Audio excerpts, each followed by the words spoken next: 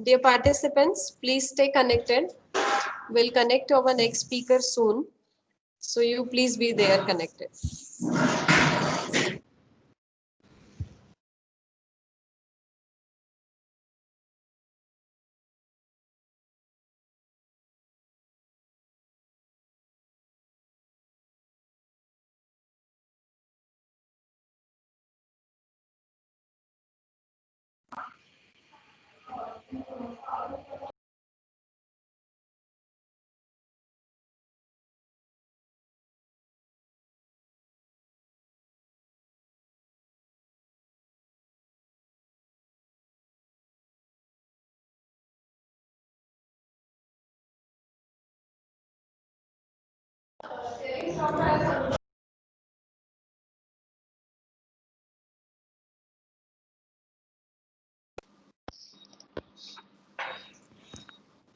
Good morning, Ganesh sir.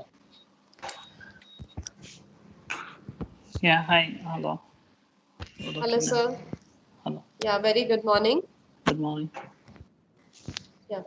Sir, can you please stop sharing for just 2 minutes so that Yeah, we'll sure. go as per our protocol? Sure, sure. Yes, sir.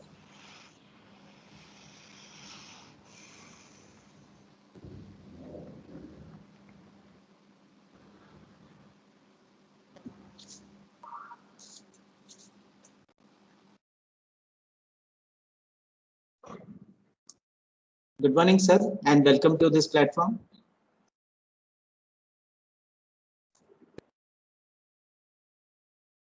Dr. Ganesh, welcome to this online platform. Thank you. Okay. Thank you, sir. Yeah.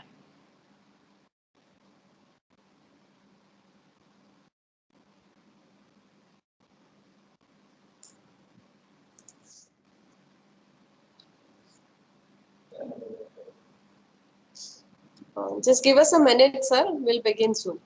Yeah, sure.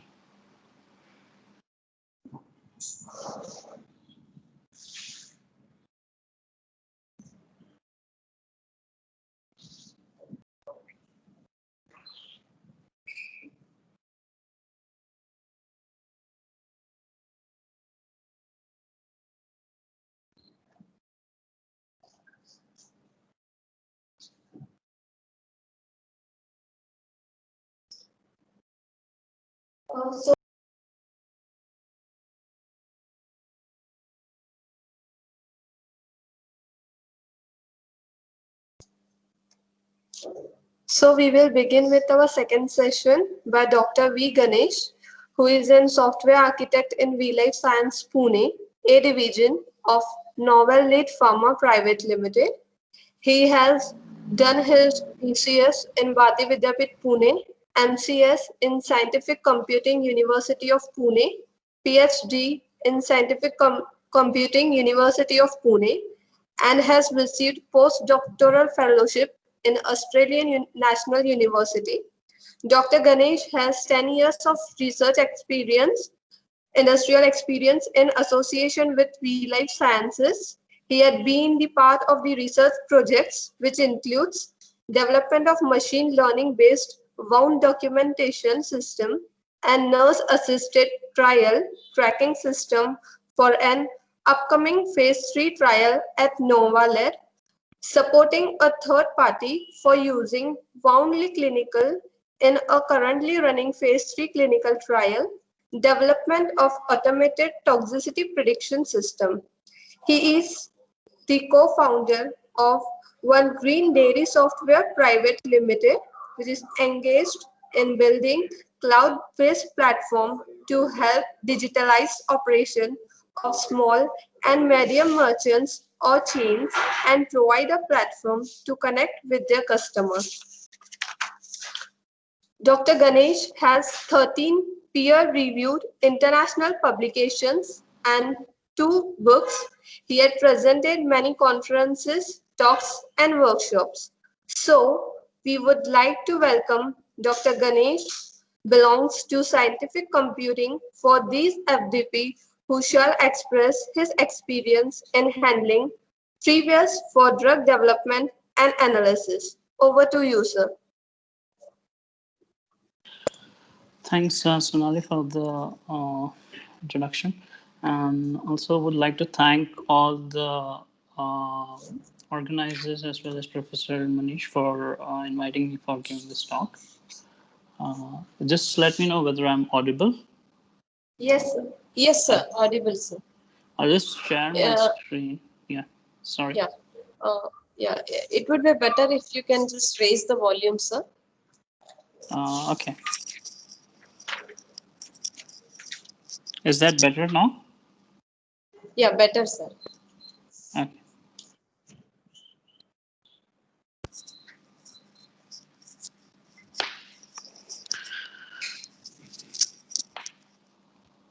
Is my screen visible now? It's in the process, sir.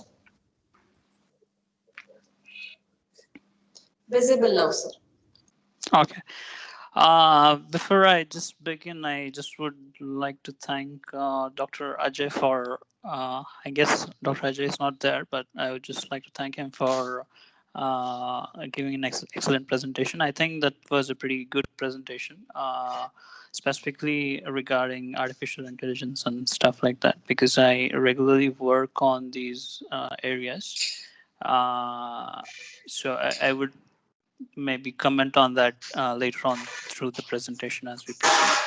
So Yes, sir. today I'm just going to run you through a set of tools which could be helpful to do in silico drug development, and then probably make this session a much more like not restrict the session to just this particular session, and probably have engagement beyond this session using GitHub or something, which I'll do during this presentation.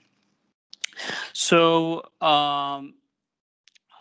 this is the agenda for today. So I'm just going to run you through like what's a typical drug development life cycle. This probably a lot of speakers before me have already emphasized, but I'm just going to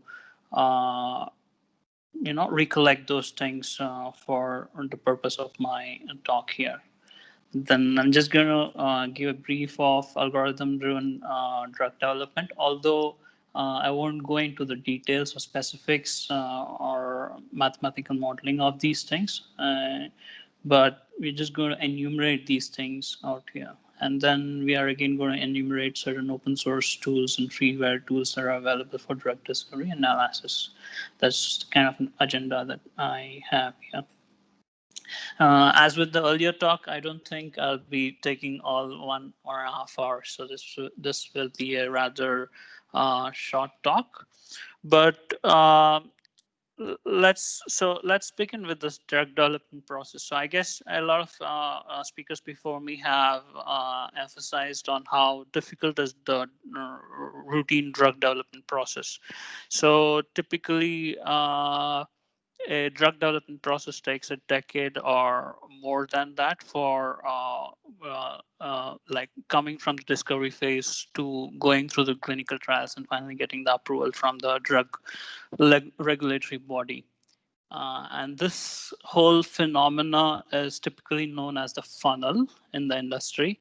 So you basically start with a huge set of data sets where you have thousands to millions of molecules, and then you try to filter that out to certain set of molecules which you can then go and do a lab analysis of this to check for further efficacy, and then do a toxicity analysis and stuff like that, and then go over to the human clinical trial phase, which is also in multiple phases. And these typically take a lot of time, as well as there are a lot of challenges in executing all of these steps. So finally, when a company is investing some amount of money in drug development and investing time in doing drug development, it finally takes the whole company to reach to one molecule. in a time period of a decade or more. Uh, the cost of doing this is also pretty high. Like the last estimate, which was done, was around in 2014, where the estimate was that the development of a drug and to come to the market after the approval is costing around $2.6 billion. So that's the typical cost factor that is involved in a drug development process. And another shortcut for doing this drug development process is basically trying to repurpose the drugs which are already approved by the FDA in the market for some other indication. So instances of these repurpose drugs you could see in the pandemic right now, where a lot of drugs that have come into the market for COVID-19 are basically repurposed drugs, which were approved for some different indication, but are now being used for treating an antiviral as an antiviral. So basically, you have this huge amount of data that you need to process. So whenever you're doing an in silico drug discovery, so for this particular talk, we're just concerned about doing an in silico drug discovery. So whenever you're concerned about in silico drug discovery, there is this definitive requirement of using a computer because you have a huge amount of data that you need to process. And as Dr. Ajay had mentioned in the earlier lecture, you can't simply sit 24 hours and start working on a problem, but a computer can do that for you. That's so. So basically, you need a computer to help you augment your functioning or your discovery research. Uh, so what I'm going to do here is I'm just going to enlist the typical pipeline steps that are there in a drug discovery process. So in a typical drug discovery process, you basically need access to some databases where you can find a number of different molecular structures, either related to small molecules or fragments or proteins. This is the level one where you basically collect data. The second level is where you basically take this data, do some curation, and do some computations and try to find some interactions between small molecules and proteins. That's basically how a drug discovery process would go along. And the third stage is where you have some analysis software where you form relationships, or you try to find statistics, or you try to see whether the molecules have toxicity, or how is their pharmacokinetic or pharmacodynamic behavior when they go into the body and stuff like that. So these are the typical classes of this is difficult. These are the different pipeline steps in the process of drug discovery. So what we'll try to do is we'll try to see for each of these steps what are the tools that are available for us, which are freely available. Okay. So during this presentation, if you want to ask any questions, you can just raise the questions or if you want me to have an explanation, or if you want me to go slowly, please let me know. So I'll just move to the next slide. So so one of the things here is like most of the things that we are doing here is guided by the computer. So it is essential and imperative to probably know some of these, or to acquire some of these skills, which is actually going to improve your ability to take uh, your ability to execute these programs more effectively as compared to if you're not knowing these things. So obvious things are like you should be knowing certain file formats which are used for storing chemical structures, or sequences, for instance. So like FASTA, PDB, MOL, and SMILES, and CML. So it's not enough probably to just know that these formats are there. It would be much more you should probably read more about these formats to know like as to what exactly is going into these files. That's a basic skill to acquire. That's what I feel. You should probably know at least one programming language or a scripting language. I would suggest if you have not, if you don't know an existing programming language or a scripting language, it is better to learn something like Python, which is very easy to learn as well as practice, and is also widely used in the data science community, as well as there are a lot of tools available which are written in Python, so you can actually manipulate these things according to your requirement. And of course, the other thing is like most of us would already have this ability is to use existing web tools or spreadsheets and its functions. So typically spreadsheets like Excel or its open source alternative that's LibreOffice have got a lot of statistical functions that allow you to do a lot of statistical analysis without writing really code. So it is good to know that these functions exist, and it's not necessary that you need to use Microsoft Excel. You can always use its open source alternative LibreOffice, which has basically parallel functionalities and it's free. Okay. Um, of course, an alternative is to use Google Sheets, but if you're not comfortable using online tools, then best is to use a alternative like LibreOffice for uh, doing these things, doing the statistical analysis. So it's very easy to learn the functions that are available in spreadsheets as compared to learning a scripting language like Python. So probably that's a good thing to learn. Another thing is basically most of these tools are like first made for Linux, and so it is better to have some kind of acquaintance to Linux and Linux command line, because most of these tools you can actually use in a much better fashion if you know how to use the command line on Linux, and it is not necessary to install Linux on your systems if you really don't want to go through the hassle of installing another operating system on your system.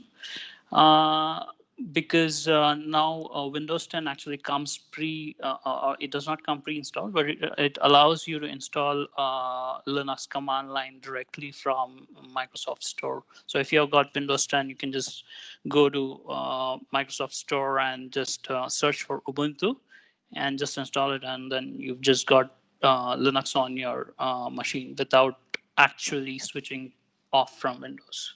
So it's a very powerful tool, and if you learn a bit out of it, you get a lot more power in using tools that are available. So that's like a uh, brief, like if that gives you a basic idea of what basic skills I think you should acquire. um, so I'll just pause for a minute here. If anybody has any questions, I'll take it. Participants, you can raise your questions. Participants, please mute your mic. Participants requested to please mute your mics. If you have any question, you can raise your hand. You can unmute yourself and ask the question.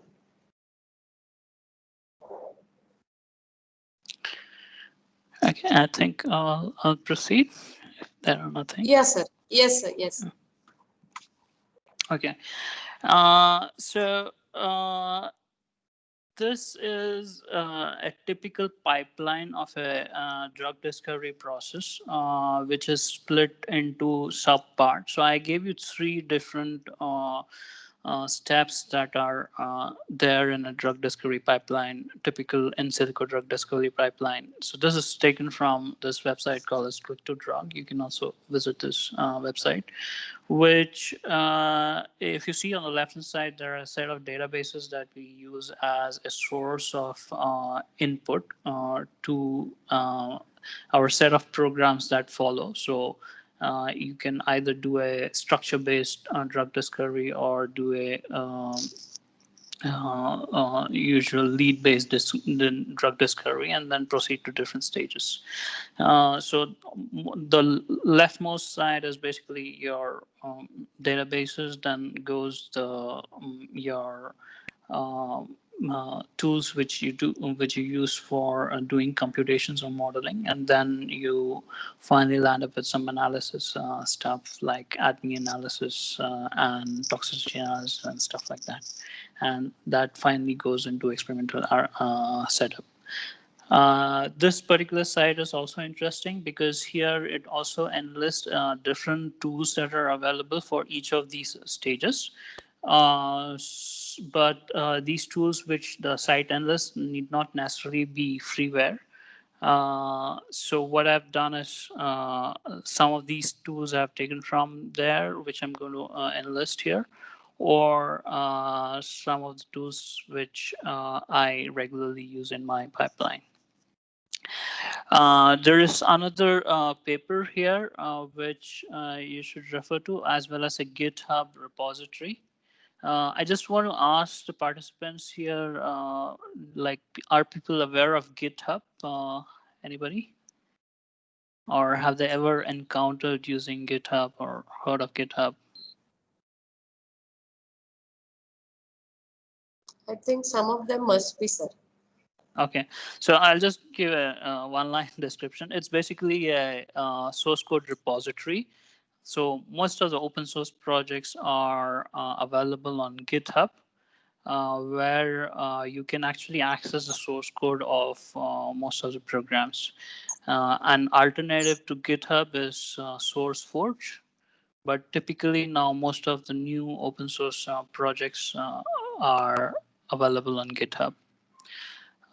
So one of those open source projects is an open source molecular modeling tool. This is actually a pipeline, which I'll come to in the next slides afterwards. But there is also a paper referring to this, so possibly you can go and check this out. So what I'll be doing after this presentation is, along with this slide, as well as the software that I'm presenting, I'll be putting it on a GitHub link, which you can access it at a later time. Okay, so the first of the things that you need for molecular drug discovery from an in silico perspective is basically some kind of a database where you can have a list of small molecules or proteins database. So there are a number of these databases, but I'm just listing the ones that are like more frequently used, and they are more like wider in the scope of availability of data. So one of them is Zinc 15 database. The other is ChemBL, which is maintained by European organization, and another is PubChem, which is maintained by NIH. And these are basically tools for like, they are basically a repository of molecules, small molecules, which may or may not be drug-like molecules. They could be also molecules which are not necessarily drugs in this databases. The Zinc 15 database is basically one which can be commercially ordered as well, as in if you want to take it in the lab experiment. And they are like also linked to vendors there. But the database itself is actually free. Then the other aspect is where if you're going to design new molecules, you basically require molecular fragments, or you either make your own molecular fragments or use an existing molecular fragment database. So there is not much freely available molecular fragment database as such, but these are two of the papers which actually have compiled a list of molecular fragments which you can actually use for doing an NCE kind of work. Uh, Others is, of course, when you're talking about a disease segment, you probably know the disease pathways. If you know the disease pathways, you probably know the proteins that are involved in it. And these databases are also available via UniProt or RCSB. There are also other databases which I'm not covering here. These are basically metadata, like there is information about things like which proteins are involved in which disease pathways and stuff like that. So the pathway databases are also one of the important valuable tools available in the uh, repository, but I'm not covering this because I'm just keeping it to the minimal flow out here. Uh, so once you have these molecules, the next stage is, of course, cleaning these molecules and doing certain descriptor calculations and stuff like that, so that you can actually get chemical intuition and chemical properties of these molecules that you're trying to see whether they are druggable and whether it actually binds to your active sites and so on and so forth. So there are a set of open source tools available here. One is a well-known toolkit, which is called as a CDK, or Chemistry Development Kit. So this kit is managed by a group called as Blue Oblix, and it's very actively developed. And if you want to use these tools, you can also join their forums, and the community actually directly supports you with any of your queries. Another tool which is similar to CDK is JoyLib. Both of these tools, JoyLib and CDK, are written in Java, but you can always use them as command line utilities, or there are GUI tools available for them. There is also another tool that is RDKit, that is written in Python and C++. So again, if you want to learn more, like learn one language or learn one scripting language to use most of these tools, it's best to learn Python. There are other resources available here, which I'll be sending the link. So these are basically certain tools that are available for descriptor calculations, which you can either use an online utility to do it, or you can download the program and do it. So these links are given out here, but I'm just mentioning them for the purpose of this talk here. So if the other thing that typically you can use for finding similar molecules or similar druggable molecules is using pharmacophoric identification feature. So if you know the pharmacophoric features of a drug, and if you want to find similar molecules which are having those pharmacophoric features, you typically try to do a pharmacophoric search. So you need to have tools that define these pharmacophores for you given a set of molecules or one molecule, and then search it in a set of database for similar molecules. So there are tools available for this. The most prominently used ones or available ones are PharmGist and as well as Farmer. The only issue right now with Farmer is that it's not being really actively developed as such, but the source code is available for you. There's a web-based tool for Farmer, which is called as Zinc Farm, and it is more Zinc Farmer, and it is more geared towards searching the Zinc database for pharmacophoric similarities. Uh, Hello.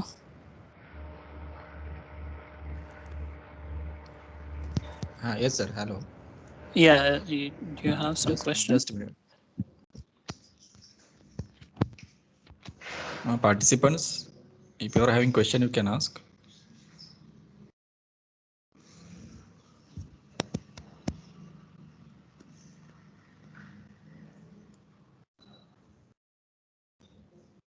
I think no, sir. Okay. So once you actually filter out the small molecules, the other thing that you need to go forward is actually for getting the protein molecule in which you will try to dock the molecules, the small molecules or biologics that you have found out that you are shortlisted. So in those cases, like the first thing that you need to do is you need to get these protein structures. So either you'll be using something like PDB or UniProt databases, or if these things are not, the structures are not available, in which case you will have to take these molecules and then or these sequences of the structure, sequences of the proteins, and then build a homology model out of it. So tools like the previous tools that I have enumerated, like the toolkits that I have enumerated, the CDK and the RDK, these have RDKit. These have utilities for you to do homology modeling. So once you have a structure, the next thing that you would like to do is basically to identify pockets where you would like to see the docking ability of these small molecules. So there is a tool called as FP Pocket for this, which allows you to identify the pockets within the molecular within the protein where potential, which would be potential docking sites. Uh, so once these sites are available, then you can use tools like Autodock Vina or PDB Bind to basically do the docking and calculate binding energies. These tools will be helpful for basically determining whether the small molecule is binding to those regions where of interest of the protein. So these are the tools that are available for you as far as structure-based docking is concerned. There are so other way you would be doing this modeling analysis is through a set of like trying to build a QSR model and trying to find a structure activity relationship between the molecules while predicting their properties. So there are open source tools available. Out of this, Bluedesk and MCQSR are the two tools which are useful and can be used as a tool. However, if you are like if you have some inclination towards programming, then this is a tool that I had introduced earlier, that was ODTT. So ODTT also has a pipeline in which you can actually build a QSR model directly. So you could actually effectively build a set of steps where you just clean small molecules, clean your protein molecules, and then uh, do a QSR or stuff like that, or do a binding and stuff like that in a set of series of steps. So this is another tool that is available, which also supports QSR, and it's also open source. Okay, so whatever tools I had enumerated previously, these tools, most of these tools use molecular mechanics as a basis for doing calculations. For calculations wherein you would like to do more precise chemistry, uh, typically quantum chemistry tools are used. So these basically solve the Schrodinger equation in the form of like the approximated Schrodinger equation in the form of a Hartree-Fock equation that is which is given here. I'm not going to go into the theory of this, but typically what does these tools do is they give a much more precise electronic intuition of the chemical structure of the molecule and their reactivities. Uh, so there are also free tools available for doing quantum chemical calculations. Set of tools are given here. So there is one games. So some of these tools are only free for academicians. And some of these tools can also be used in a wider scope. But typically, games and Okra are ones which can be used by academicians directly. So they don't have any licensing restrictions as such for academicians, apart from quoting their, like citing their work. Then there are tools like NWChem and SciCode. These are tools which do quantum chemical calculation and are specifically for doing density functional theory calculations, which are basically considered to be a balance of cost and accuracy in case of quantum chemical calculations. So most of these calculations that I'm telling here, like quantum chemical calculations, they are extremely expensive in the sense that if you have, let's say, a molecule of n atoms, their time to compute those things basically scale as n raised to 3 to n raised to 7. So they're fairly expensive calculations if you do it on a classical computer. But at the same time, they are pretty accurate, and whatever numbers that you get out of it can be as close as to what you can get from the experiments. If you're not comfortable using any of these tools, so all of these tools actually are best utilized from command line. So that means going back to our previous slide, you should be comfortable using a Linux command line for using these tools. But if you're not comfortable using command line, there is an alternative in the form of chemcompute.org, which allows you to submit online jobs for doing quantum chemical calculations. However, this is restricted in the sense that you could do like only one or few calculations at a time. But then this is a alternative that is available in case you would like to do a more precise calculation. So there are also GUI tools available for, like, if you're not comfortable using these command lines, there are also certain GUI tools that are available which you can use from within the interface. Within their interface, you can actually generate the input files for these programs and submit. So some instances are like WebMO, ChemStructure, and Gmol. So Gmol and WebMO also provide visualizations. So if you want to do visual analysis of the structure and stuff like that, you can use these tools. There is one tool that is written by me. If anybody is interested, that's a disclaimer because it's written by me. So this Meta Studio is available. It's also available on GitHub. And it also supports submitting jobs and doing visualization and stuff like that. So that tool is also available. Okay, I'll pause here for a second, and if you have any questions, I can take that.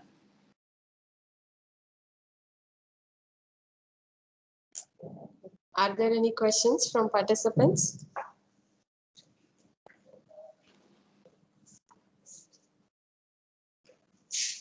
I think we can take them all together at the end, sir. Okay, no problems. Yes. So the next thing is like the set of steps that we described are actually run one after another. So we have like a database, we have some modeling software running, then we have some analysis running and stuff like that.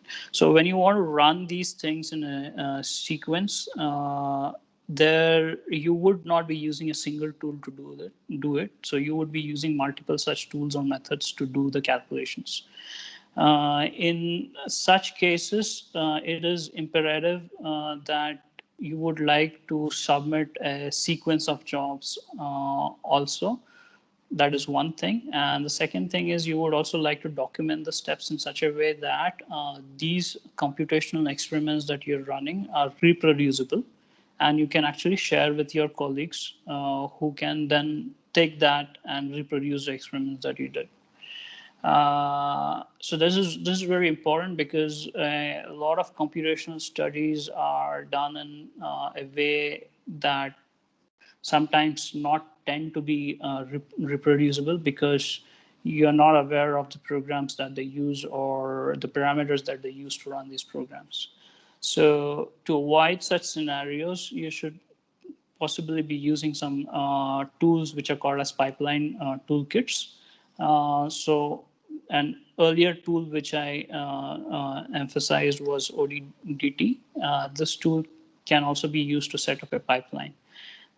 So basically, you can define a sequence of steps in a file, which you can then save and run and execute to do all these steps. So in this particular example, it's like these are the steps involved. Like it's taking the CSV, it's doing some descriptor calculations, doing some training of the model, and then evaluating the models and stuff like that. So all of this can be built into a single file so that you can then use it, share this with somebody else who can then reproduce these results if they want to. Or this could be also a part of your research paper so that people who are evaluating these would know that they can reproduce these computational experiments. Another very good tool that a lot of data scientists use is Jupyter Notebook, and these also can be used in your drug discovery pipeline. But both of these tools require you to have some amount of coding experience, basically Python. They are all written in Python. There are GUI tools available, which are also open source, and some of them are open source for the academia, or rather free for the academia. So these are like, there is a tool called as Nime that is available, as well as Tervna that is available for for setting up a pipeline of jobs to be executed or steps to be executed in your workflow. The advantage of using... Sorry to disturb you, sir. Yeah. Yeah, there is one participant who has raised question. I think he has raised hand for question. So can we ask? Yeah, sure. Dr. K.N. Rajani, sir, you can ask your questions. Sir, sorry to interrupt you. Yeah, no worries, doctor. Sir, is it possible, sir, could you give a simple live demo of any one of the QSAR tools, sir, which is a freeware, so that we could utilize it for our students? So right now I won't be able to give you, but what we can do is we can continue this conversation beyond this presentation, so that I can either arrange for a demo, or what I can do is I can build a demo inside the GitHub repository that I've created, from where then it can be utilized. Yes, sir. Because definitely, because it forms a part of the syllabus, sir, in B pharmacy as well as M pharmacy, in pharmacology as well as chemistry. Okay. So I think many faculty will be there in this platform. If they could watch a live demo, sir, definitely they can utilize it for the students. Yes. And since students will be more sharper than us, they can practice of their own and they can learn, sir. That is what my interest is. Yeah, sure. But right now I'm not really prepared to give you a live demo. So if that is desirable, we can arrange a different session, or we can move this conversation forward. So during the end of this presentation, I'll actually give a GitHub URL from where we can have further conversation on how to use these tools and stuff like that. Sure, sir. Maybe one or That- two tools, Yeah. sir. That is sufficient, sir. Yeah. Yeah, yeah, Thank you, Yeah. madam. Okay. Thank you, madam. Yeah. Thank you, sir. Thank Yeah. Thank you, sir. Thank you. yeah. Thank you, sir. Please go ahead, sir. Sure. Okay, so I'll proceed with this. So these are the tools that are available for scheduling tasks and then documenting steps. Because again, I'm just emphasizing these because these are very important when you do a computational experiment. As in, you need to document the steps in a way that is reproducible. Else, the kind of procedure that you ran through for running a computational experiment to arrive at a drug discovery may not be reproducible by somebody, which then raises a lot of questions. So another aspect which is somehow related to this drug discovery is systems biology. So most of these drug discovery tools that we discussed earlier, they are actually running out of the system. Running out of the system in the sense they're running out of the biological system. They're not running inside a cell. So if you want to do simulations of how a molecule will interact when it's in a cell environment, you need to use different mathematical models. And these are basically defined in a class of literature that is called as systems biology. So I won't go into the details of these modeling aspects right now, but I'm just giving you a brief description of what these tools allow you to do. So basically, these tools allow you to do dynamical simulations of how molecules might interact in a cell environment.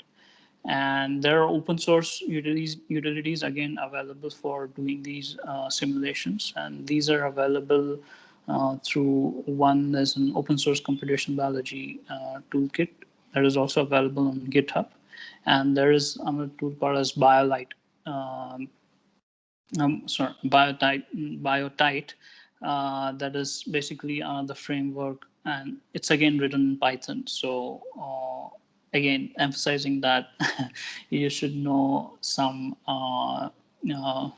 scripting language, and Python is the best scripting language to learn if you haven't already learned anything. Another related field is that, so in the earlier slides, we talked about collecting data from existing databases which are available.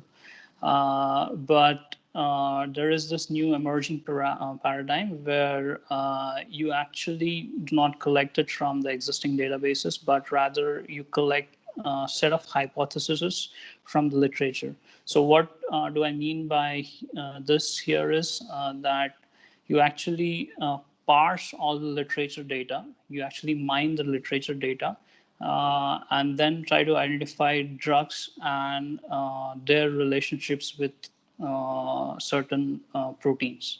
So they might not be, this data might not be available by just reading a single research paper, but it will be, these kind of links might be available by doing what we call as text processing or natural language text processing in multiple set of literature available. And if you want to know more about this, you should actually read this bioarchivics article on how these automated literature and hypothesis generation could be done for medical subjects, medical subject headings. The reason I'm saying this is because a lot of literature, particularly related to pharmaceutical research and medical research, they are all annotated using well-defined medical heading terms. So one of the like anomalies that in the earlier lecture Dr. Ajay had mentioned was typically an AI is not able to distinguish between or terms used like cell in engineering or terms the same cell used in for instance in medical term. Similarly, in medical terms also, there might be a lot of terms which are confusing, or where they are not having synonyms, or they would be having synonyms and they're used in different literature in different ways. So the advantage of using medical subject headings is that these medical subject headings basically give you the precise definition as to what that particular paper is describing. And essentially it gives you information in a way that is consistent. So even if you're using a synonym, that synonym will be reflected in that medical subject headings. So if you're curious how this medical subject heading and all thing works, then the simplest thing to do is actually to visit any PubMed literature, and then just look or search for mesh, and it will give you a mesh terms, a set of mesh terms. All of these mesh terms are actually annotated and connected to a medical subject heading database.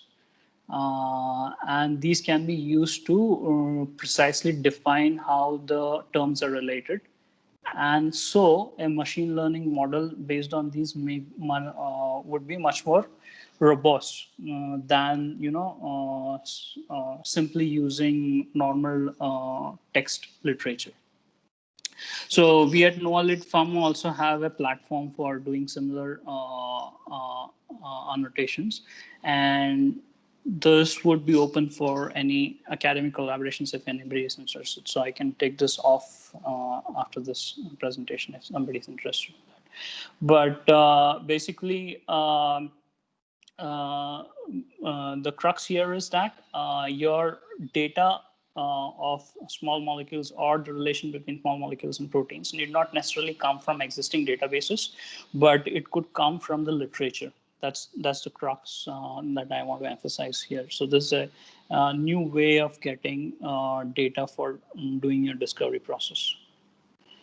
Another paradigm that is coming up more recently, and more because of the reason because this won the chemistry Nobel Prize this year, I guess, is CRISPR.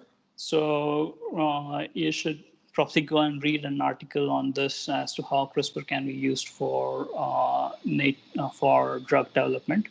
I'm not going to go into detail as to how CRISPR works, but there are tools available.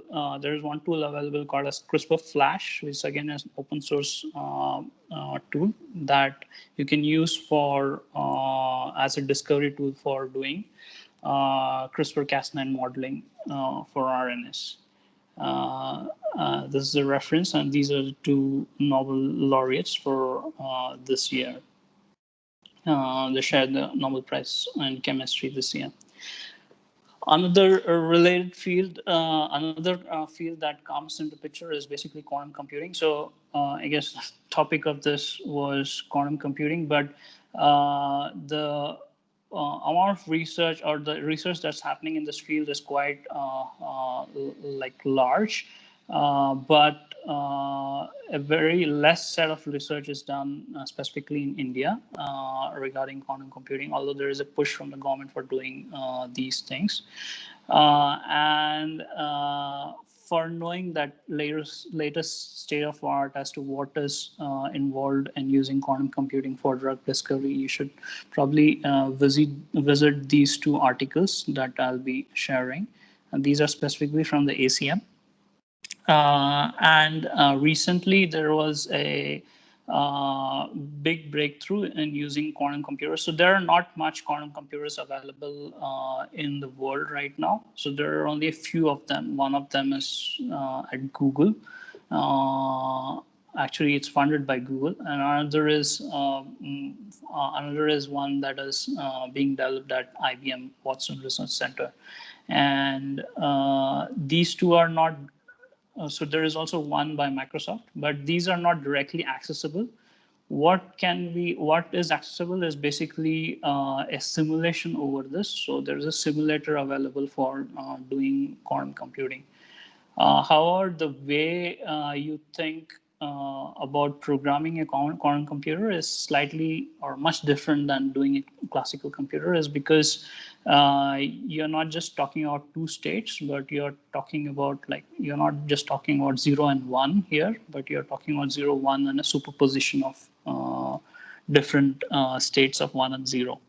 So the style of doing programming in these computers is slightly different. However, these systems provide or they promise to provide a way in which you can calculate very expensive calculations. For instance, the quantum chemical calculations that I had mentioned earlier in a much faster way. So there was a recent development where Google and a few universities collaborated to do a hard fork calculation on a quantum computer.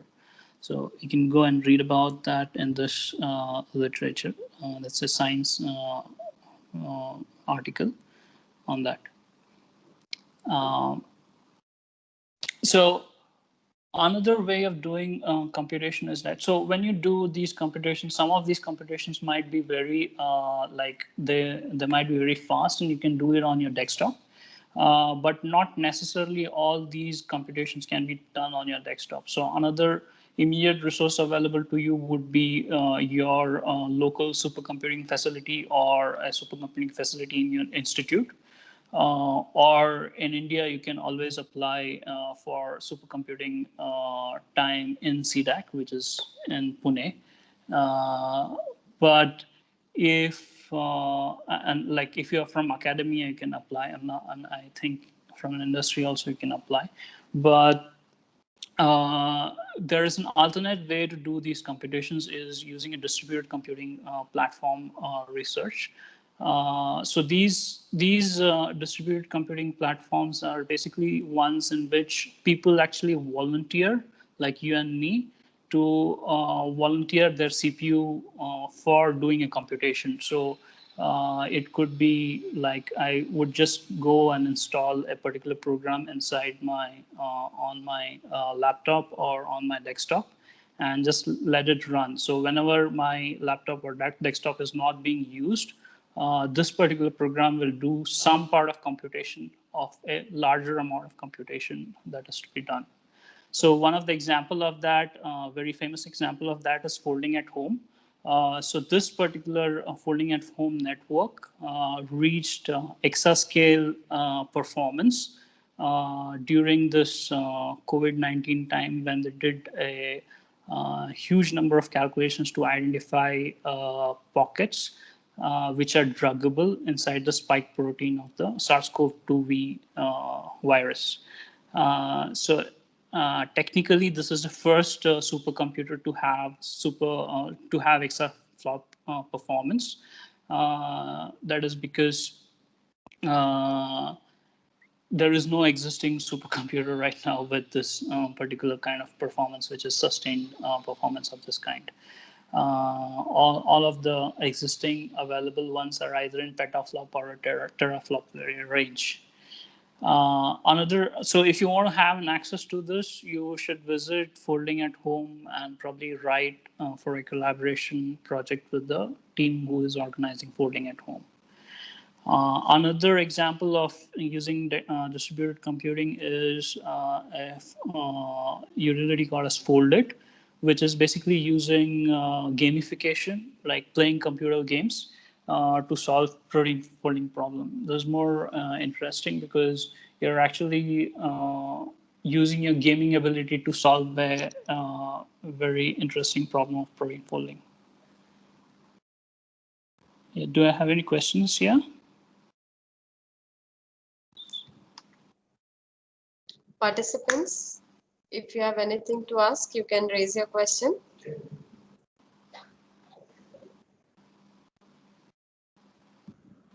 Okay, I'll proceed. I think we can continue, sir. Yeah. Yeah. So the last part in our pipeline was basically analysis. So analysis is after you're done computation and stuff like that, you would like to really analyze whatever data you've got. So whatever results you have got. So the first thing when you get any of these results is to go back and check whether whatever data you gave in was correct or not. That's the part of analysis. And of course, you should after that you should come up with the correct reasoning to do this to interpret the results. This is the most fundamental steps of doing an analysis. So you go back, check the data, whatever you have got the results is correct, and then you find a reason, rationale for the results that you have got. So in terms of pharmaceutical drug development, I think the most important thing here is to assess whatever discoveries you made are have safety considerations as well as their efficacy considerations. So we don't end up doing something like this in the cartoon. So there are tools available for doing basically toxicity analysis. That is for the safety of the drug.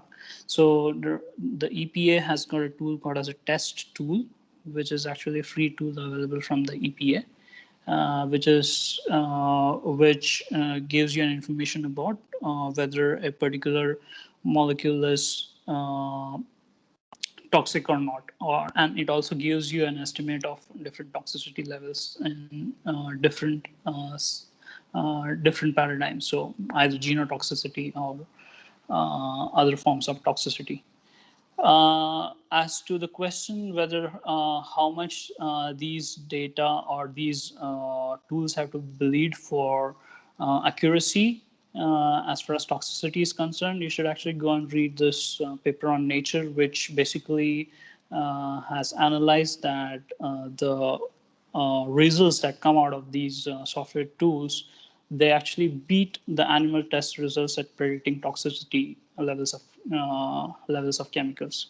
So at one point you might be asking yourself like how much to believe these software tools, but the counter argument to these is that if they are used effectively with sufficient knowledge and correctly, they can actually question the experiments.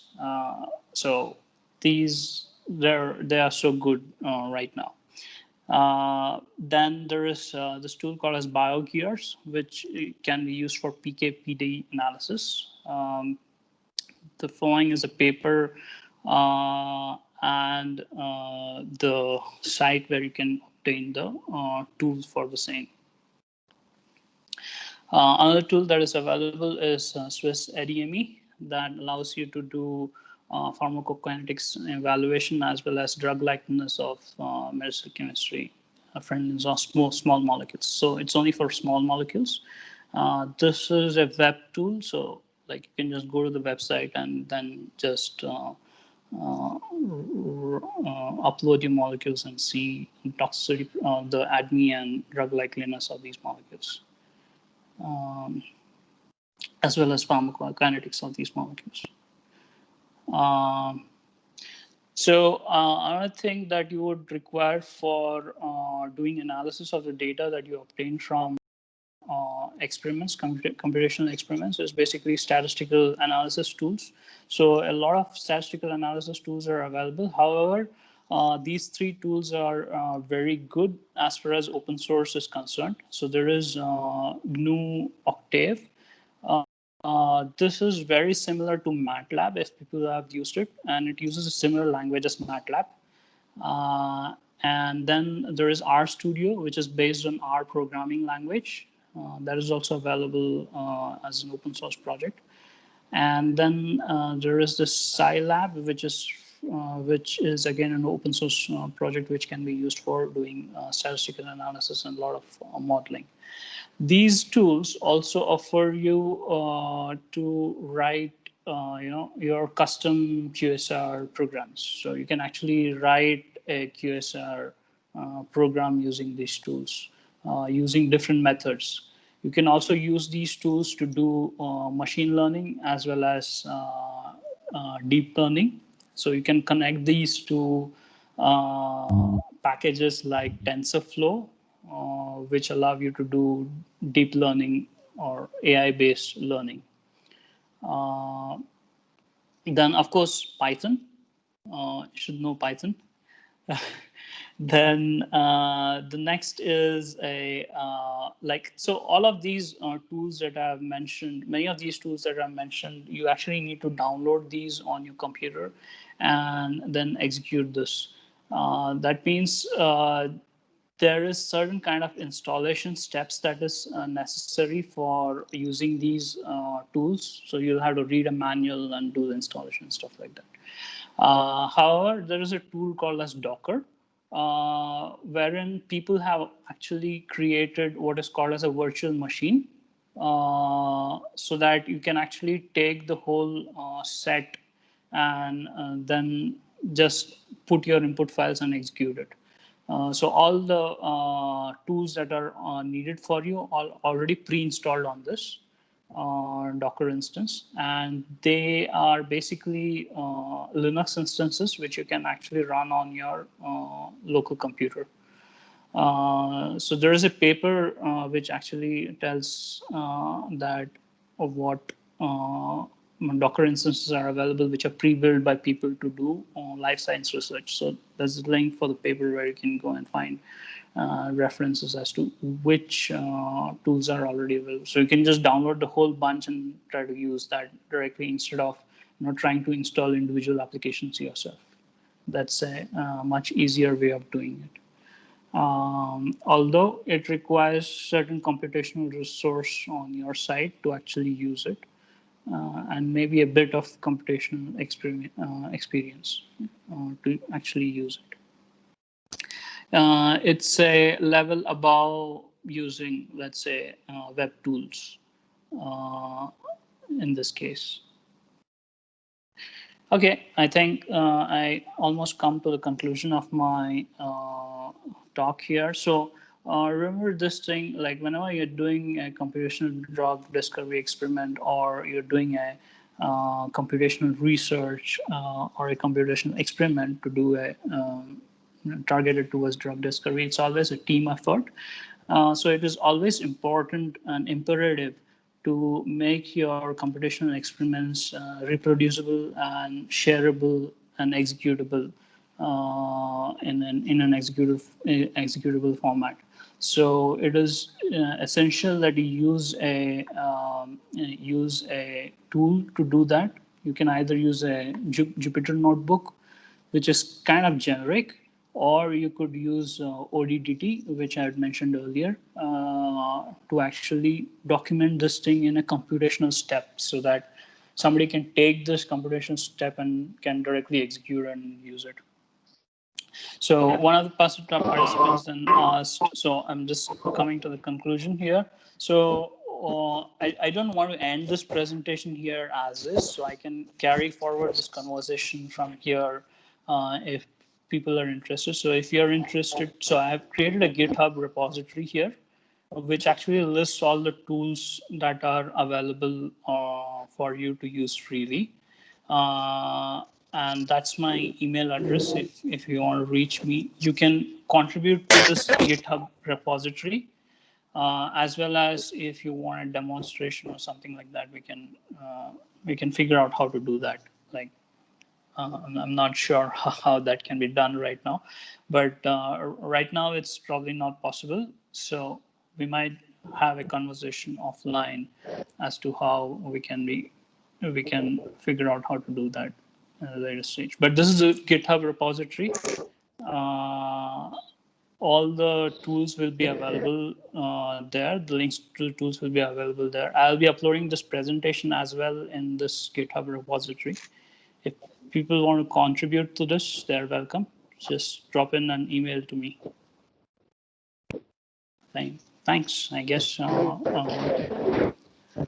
I hope people have got something from this presentation. I'm not really sure how No, sir. useful this is. Yeah, it was extensively elaborate presentation as far as the use of artificial intelligence in drug discovery process is concerned. So I'm getting many queries from participants that probably they would like to reach to you Yeah, sure. so that they can Yeah, so that they can help the students to work on it or learn this process. Yeah. Dear participants, you can ask your questions by either raising your hand, or you can also post it in the WhatsApp group, so that, yes, anyone who is interested can ask the question.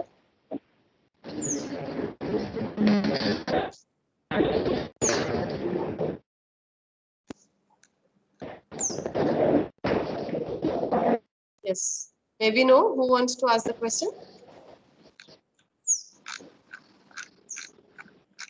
Yeah, okay, sir. I have got a question in my WhatsApp group, so I'll read it on behalf of the participant.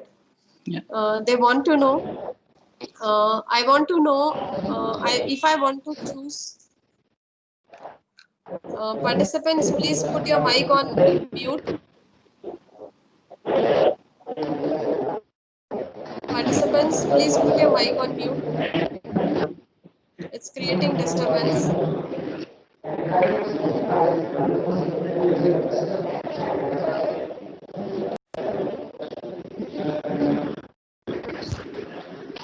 Just a minute, sir. Let us check it. Just a minute.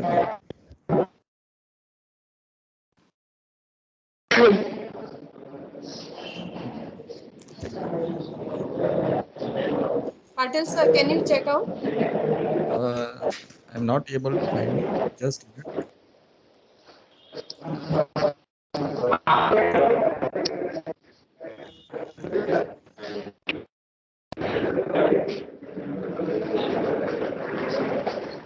Participant requested. Participants, please put your mic on mute.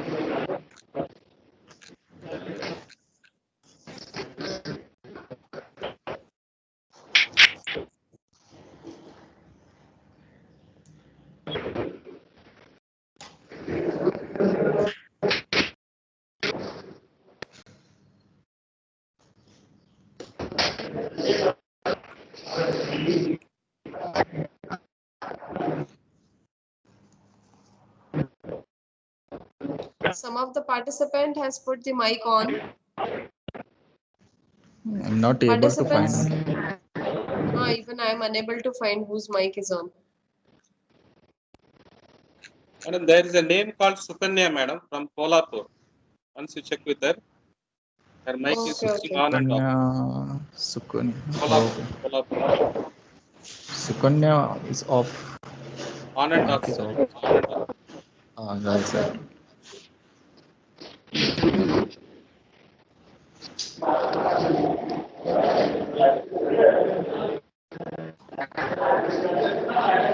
Sukanya, please take care that you put your mic off.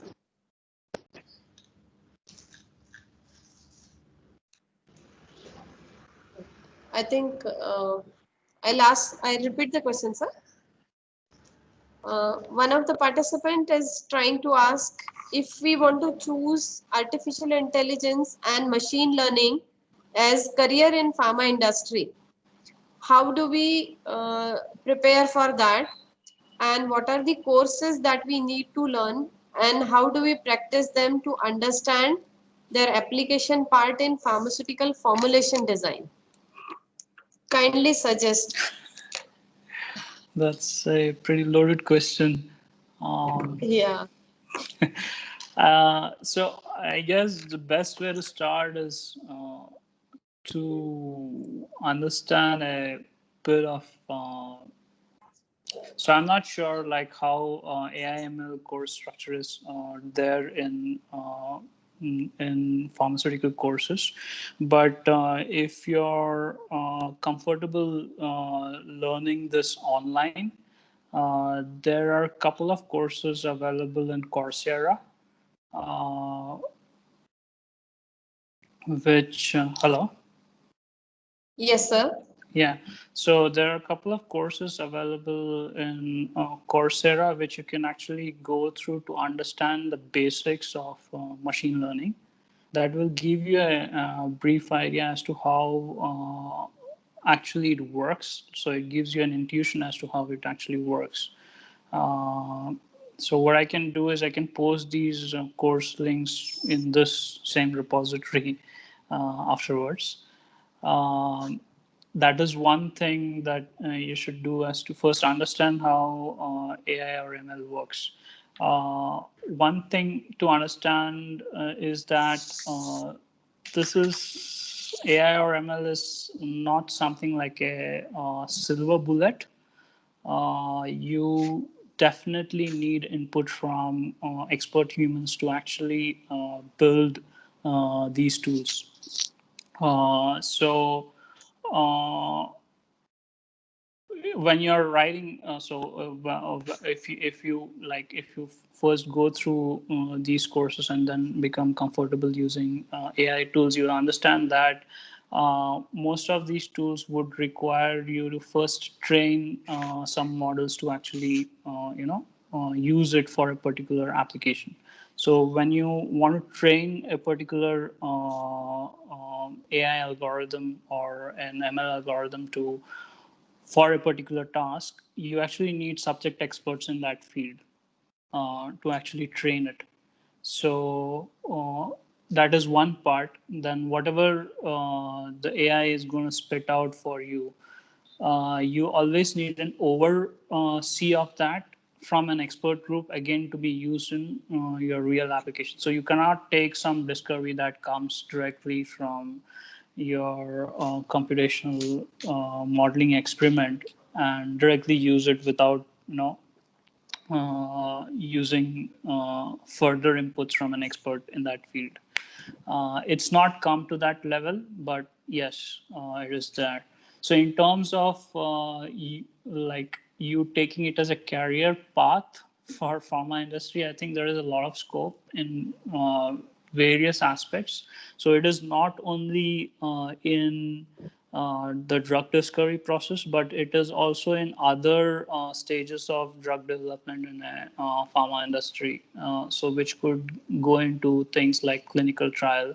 So where you actually try to predict the outcomes of a clinical trial based on the data that you have, or you have other areas where you do something like pharmacovigilance and stuff like that, where you actually see how a drug which has gone into the market for market after approval is behaving on a larger population.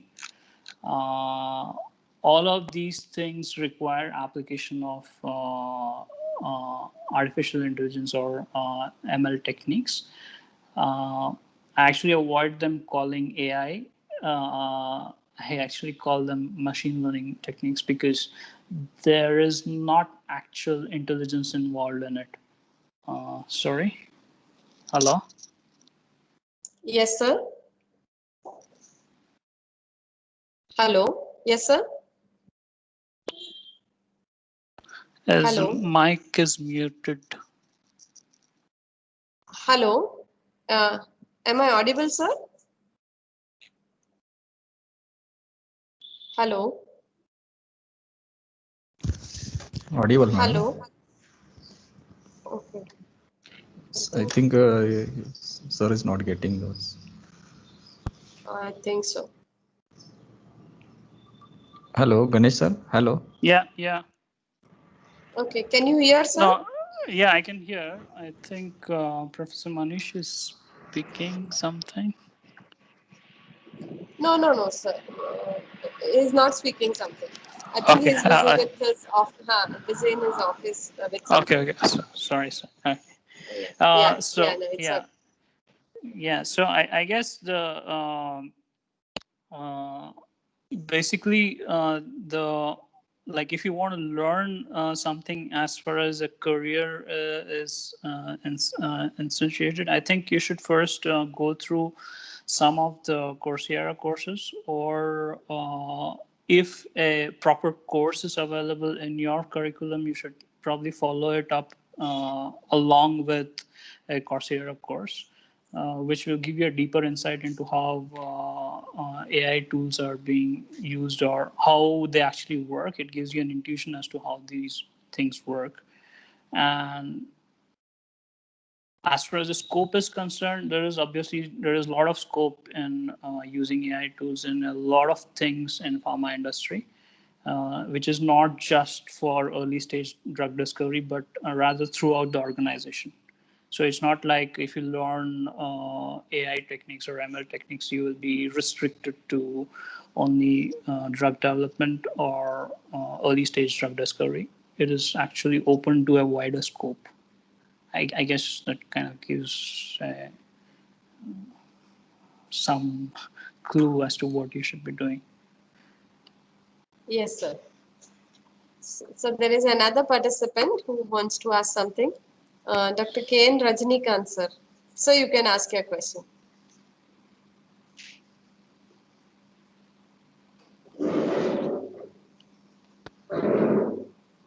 Rajni, sir, you want to ask something? Yes, madam. Yes. Yes, Sir, sir. Dr. Ganesh, sir. Yes, doctor. Thank you for your valuable insights, sir, and enlightening us with the various tools that are available in the for the drug development activities. Sir, regarding the QSAR, you made a point. Mm, Generally, the QSAR tools are not generally available as a freeware, sir. But whatever the tools you mentioned, are they freeware, sir? Yes, the tools that I've mentioned are actually freeware. Freeware, sir. Yes. Now, how can Although we? you would require some programming effort to use it, so it is not like they don't have a GUI tool, or no, you can't just create a sheet and then just apply it. So Okay. you'll actually have to write some line of codes to actually use it. Okay. Yeah. Now, for using those tools, how can we acquire the basic knowledge, sir? Is there any references? Generally, in theoretically, we learn the QSAR techniques, Yeah. but practically speaking, how we can get into and the usage of those tools? Okay, so most of the tools or the links that I've shared, they have actually a how to guide or examples on how to use your own data. Okay. So you can actually follow these,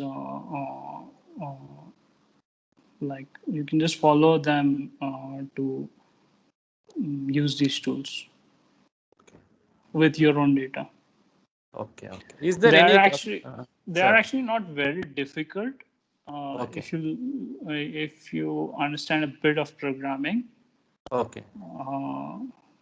But yeah, that's the only that's the only inertia. So you know a bit of programming, a lot of things open up Yeah. for you. Yeah. Thank you, sir. Thank you. Yeah. Yeah. Thank you so Thank you, much, sir. madam.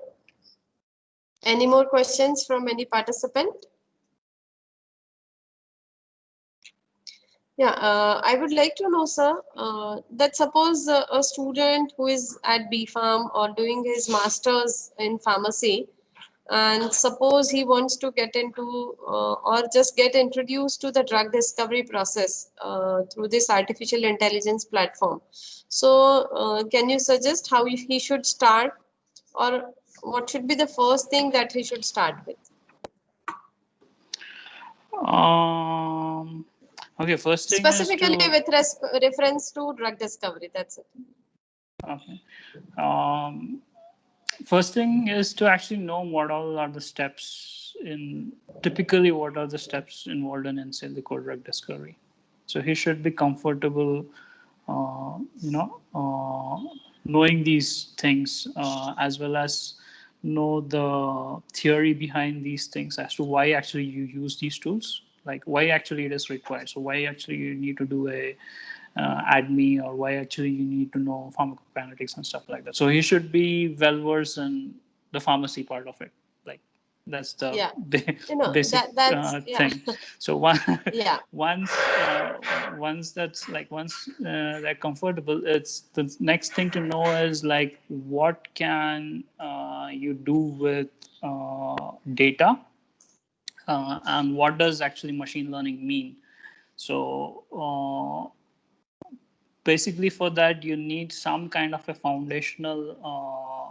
uh, uh, foundational know-how into a bit of linear algebra, uh, mathematics, as in like using matrices, using, so understanding what is a matrix, understanding what's a vector, understanding what's a dot product. Uh, so basic linear algebra, and how do you solve a system of linear equations, like how do you solve ax is equal to b. So these are the basic things which you need to know, like bit of mathematics, basically bit of linear algebra. And after you're comfortable with this, you can then explore other machine learning things that are available, so that you get an intuition. So if you don't know this linear algebra, you don't get an intuition as to how these machine learning tools work, or how these AI tools work, because all of these actually use these fundamental linear algebra techniques to actually do predictions and stuff like that. So after you do that, you should probably then get an understanding as to how to build a model, and maybe try to build simple models by hand to get an intuition, like do a simple linear regression to get an intuition as to how these things work.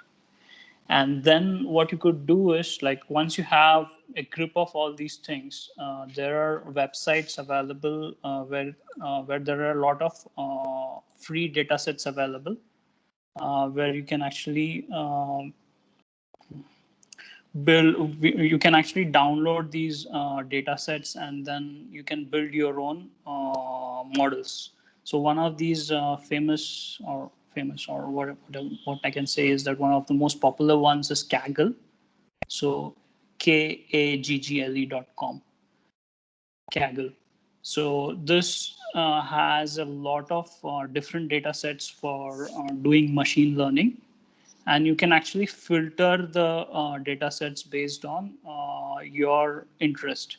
So if you're interested in doing drug discovery, then you will get data sets regarding drug discovery in this particular platform. It's a general platform, so you will have data sets of various different things, like including vision and playing games and stuff like that. But there are a lot of data sets specifically for doing drug discovery as well. So you can use these data sets first to get a confidence of whether you can build your own, models, because these will be fairly large data sets. Then the same website actually runs a lot of the same website also runs a lot of challenges. So there are a lot of competitions available on this website.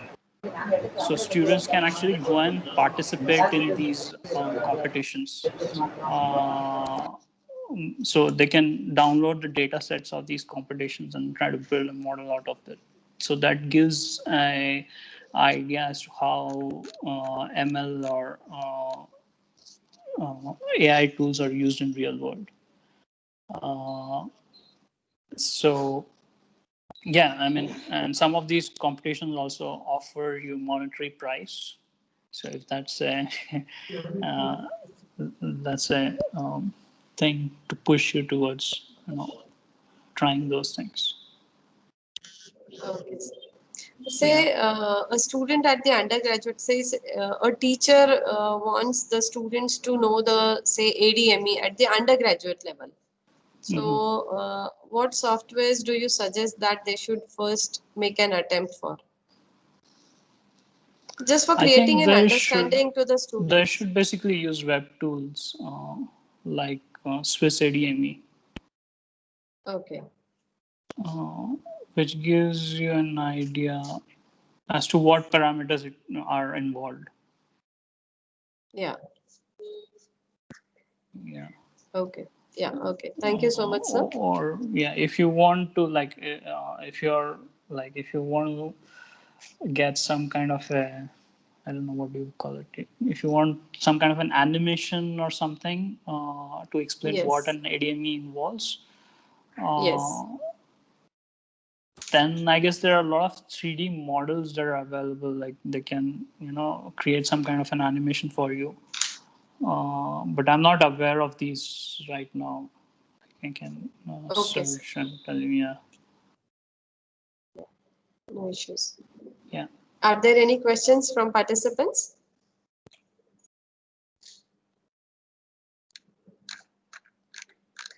Okay. So if there are no more questions, over to you, Sneha. Thank you so much, sir, for sharing various freewares which will be beneficial for the faculty, students, and researchers who are working in the drug design and development area. And we appreciate your efforts to make this session very interesting and interactive. Thank you, sir. Thanks. I hope it was useful for large people, and I hope we Yeah, can yeah, continue it this was. conversation It was. via GitHub. Yeah, definitely, sir. It was a wonderful session, and I think many teachers must have been benefited with this. Thanks, Dr. Ganesh, for your valuable inputs. Thanks, It was Professor. a nice experience. In between, I was addressing something else, but thanks for your contribution. Thanks, sir. Thank you. Thanks. Thank you so much, sir. Thanks. Dear participants, for session 3, we'll reconnect at 2 o'clock again.